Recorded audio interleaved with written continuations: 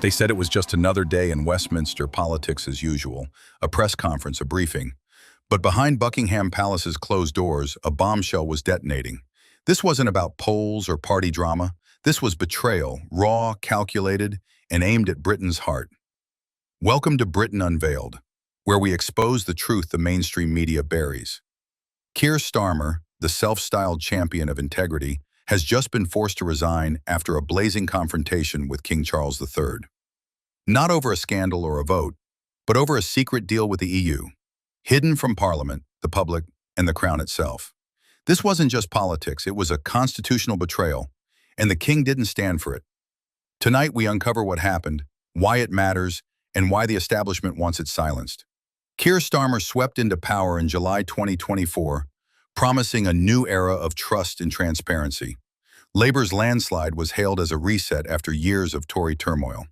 Starmer, the former prosecutor, leaned into his image as a constitutional purist, vowing to respect Britain's institutions and Brexit's hard-won sovereignty. But behind the scenes, a different story was unfolding. By late 2024, whispers emerged of back-channel talks with Brussels. These weren't the public Brexit reset negotiations Starmer announced in May 2025, which secured smoother trade and travel while sparking fury over EU access to British waters. No, these were secret discussions with top EU officials, including Ursula von der Leyen, about regulatory alignment, defense cooperation, and even reintegrating with EU courts, a move that would unravel Brexit's core safeguards, all without Parliament's knowledge, all without the Crown's consent. In Britain's constitutional monarchy, the King isn't just a figurehead. King Charles III, as head of state, must be informed of major state actions, especially those affecting sovereignty. It's not just tradition, it's law. Starmer's secret talks, hidden from the palace, weren't just deceptive, they were unconstitutional. The truth broke in early June 2025, when a whistleblower, possibly a Foreign Office insider, leaked details to a royal aide. King Charles, already wary of Starmer's EU overtures, was furious.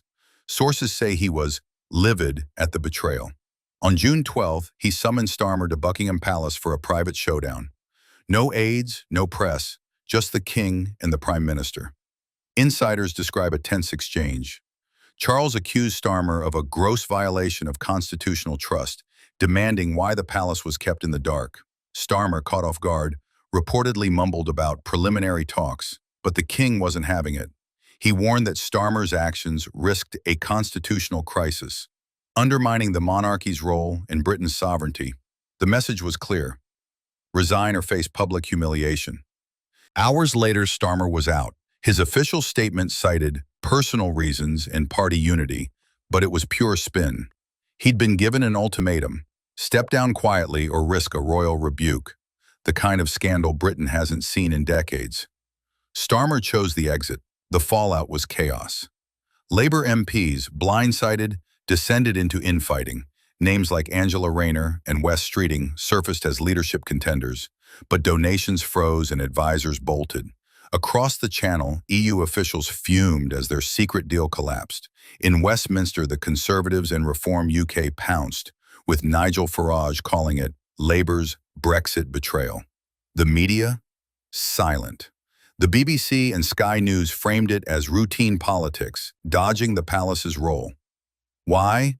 Because this exposes the establishment's fragility. A prime minister caught undermining the crown, a monarchy stepping in to protect the nation. King Charles, often seen as a reserved figurehead, showed steel. He reminded Britain that sovereignty isn't a bargaining chip. Starmer's defenders argue he was stabilizing the economy post-Brexit. But critics say his secret talks weren't just anti-Brexit, they were anti-democratic. By bypassing Parliament and the Crown, he gambled with Britain's future for political gain. And he lost. This is Britain's wake-up call. Starmer thought he could trade sovereignty for Brussels approval, but he underestimated a king who refuses to let Britain's soul be sold. This wasn't just a resignation, it was a royal stand for the nation. King Charles drew a line. No one, not even a prime minister, can betray Britain's constitutional heart. This is a moment that will echo for generations. A reminder that power answers to the people and their crown, not to secret deals. Starmer's fall isn't just a political implosion, it's a constitutional reckoning. It forces us to ask, can Britain stay truly independent? Can trust in our institutions be rebuilt? King Charles proved the monarchy still matters, but the road ahead is rocky. Labour's in disarray, the EU's plans are thwarted, and Britain stands at a crossroads. At Britain Unveiled, we'll keep digging for the truth. If this story stirred you, share it. Drop your thoughts below. What's next for Britain? Hit subscribe and join us to uncover the stories the elite want buried. Thanks for watching Britain Unveiled.